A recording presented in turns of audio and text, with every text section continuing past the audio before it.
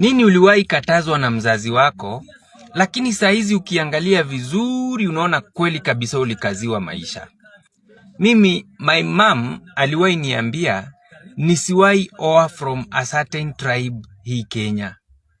Na ndio kunionyesha alikuwa serious, akaniambia if nitaoa from that tribe, nisiwahi sema yeye ndio alinizaa. So time ilifika yangu ya kuoa, nikaoa from my own tribe.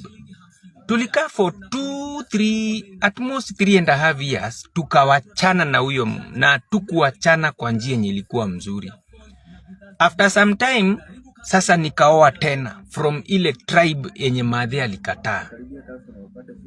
Tumeishi for 15 good years na tujawahi gombana, hakuna dalili ya kuachana, na tunaendelea na life smooth kabisa kabisa. Ni nini uliwahi kaziwa unaona hapana? Hapana.